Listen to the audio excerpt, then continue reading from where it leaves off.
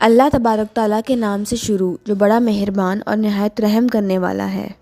ناظرین محترم، اللہ تبارک تعالیٰ نے قرآن مجید میں ارشاد فرمایا، اور زنا کے قریب بھی نہ جاؤ، بے شک وہ بڑی بے حیائی اور برائی کا رستہ ہے۔ ناظرین محترم، کیا آپ جانتے ہیں کہ اس کائنات کے اندر سب سے پہلے کون سے بدبخت شخص نے زنا کی ابتدا کی؟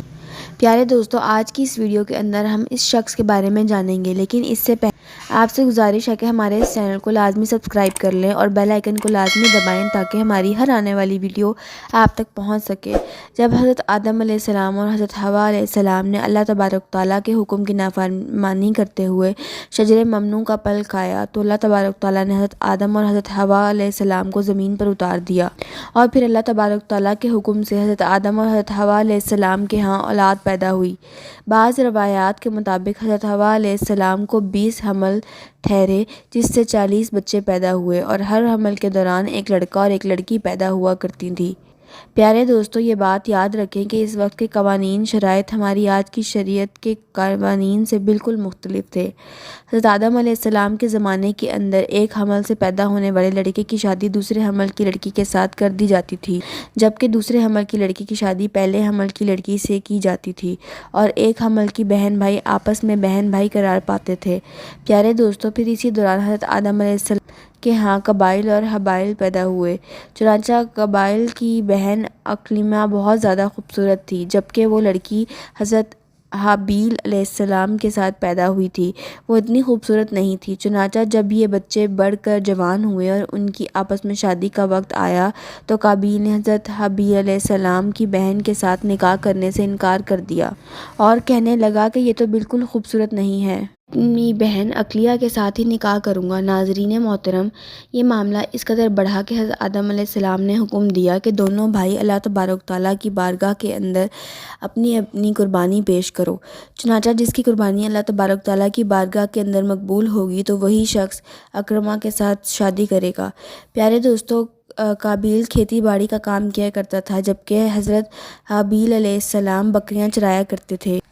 جو کہ ایک شفقت اور محبت والا کام ہے۔ چنانچہ حضرت حابیل علیہ السلام نے اللہ تبارک تعالیٰ کی بارگاہ کے اندر ایک خوبصورت بکری کا بچہ پیش کیا،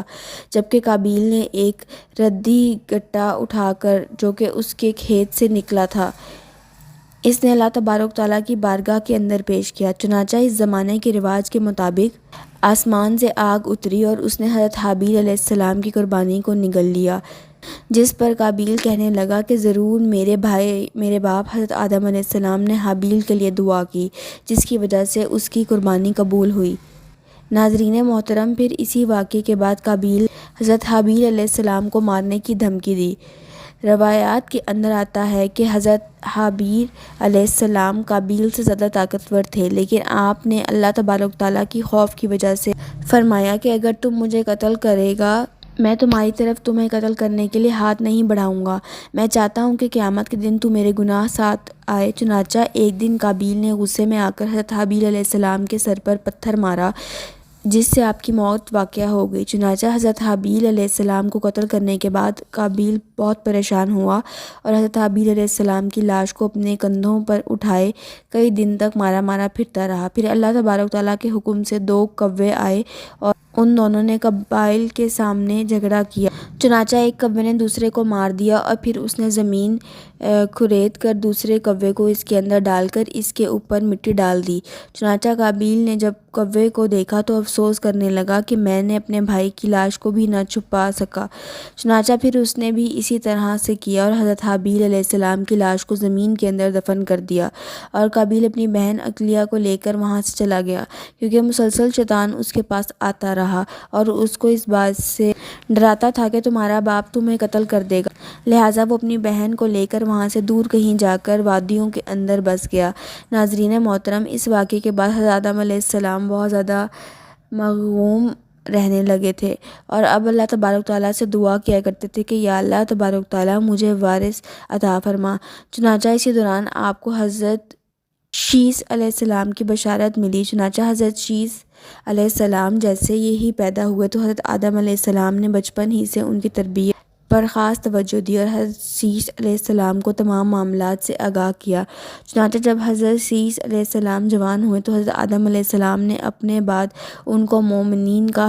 خلیفہ مقرر کیا اور انہیں اس بات کا حکم دیا کہ وہ اپنے بھائی قابیل اور ان کی اولاد سے دور رہیں اور مومنین کی اس جماعت کو بھی ان سے دور رکھیں۔ چنانچہ پھر اس کے بعد حضرت آدم علیہ السلام کے وصال کا وقت قریب آیا تو حضرت آدم علیہ السلام یہی نصیحتیں کرتے ہوئے اس دنیا سے کوچ فرما گئے۔ چنانچہ اللہ تبارک تعالیٰ کے مقدس فرشتے نازل ہوئے اور انہوں نے حضرت شیش علیہ السلام کو حضرت آدم علیہ السلام کو دفن کرنے کا طریقہ بیان کیا۔ حضرت شیش علیہ السلام نے اسی طرح سے کیا۔ پھر اس کے کچھ عرصے کے بعد آپ کی والدہ حضرت حوا علیہ السلام کا بھی اس دنیا سے انتقال ہو گیا۔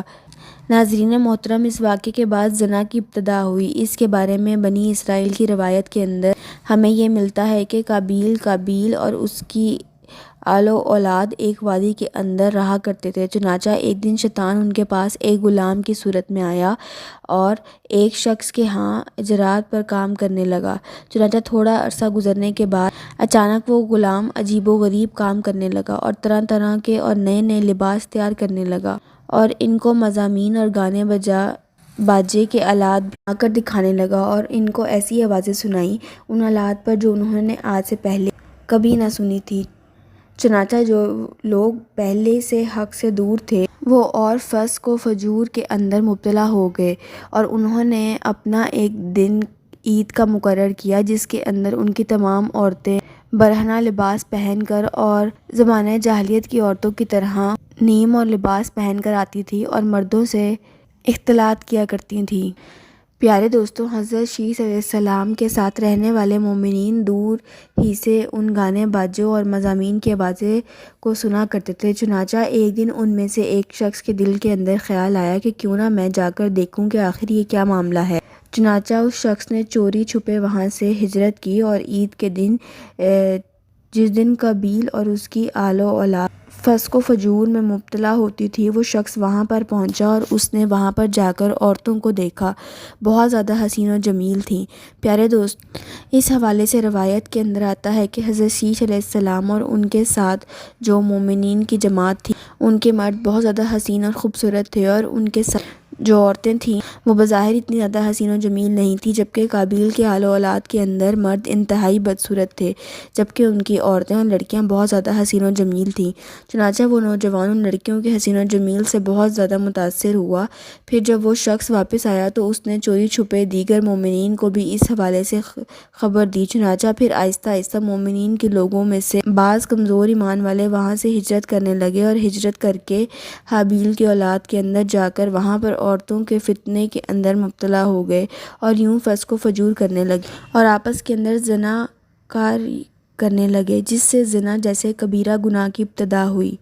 ناظرین محترم، روایت کے اندر آتا ہے کہ حضرت شیش علیہ السلام کے ساتھ رہنے والے مومنین کی تعداد بہت کم ہو گئی تھی، جبکہ قابیل کا گروہ بہت زیادہ طاقتور ہو چکا تھا۔ چنانچہ وہ اپنی بستیوں کے اندر بھی فتنہ فساد پھیلاتے اور اپنی بستیوں سے باہر نکل کر حضرت شیش علیہ السلام کے ساتھ رہنے والے مومنین کو قتل کراتے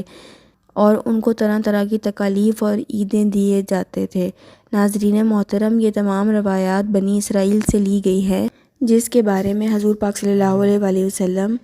نے ارشاد فرمایا کہ جب تم بنی اسرائیل کی روایات میں سے کوئی روایت سنو تو ان کی تصدیق کرو، نہ اس کی تکذیب کرو، بلکہ یہ کہو کہ جو کچھ اللہ تبارک تعالیٰ نے نازل کیا ہم اس پر ایمان لائے۔ پیارے دوستو، اگر حقیقت حال پر غور کیا جائے تو زنا کی ابتدا اسی وقت ہی ہو گئی تھی جب قابیل اپنی بہن اکرمہ کو لے کر وہاں سے رخصت ہوا تھا اور اپنی بہن اکرمہ کے ساتھ ناجائز رسم و رواج قائم کر کے اس نے اپنے آل و اولاد پیدا کی تھی۔ اللہ تبارک تعالیٰ سے دعا ہے کہ اللہ تبارک تعالیٰ تمام مومنین کو زنا جیسی لعنت سے ہمیشہ ہمیشہ کے لیے محفوظ رکھے، آمین۔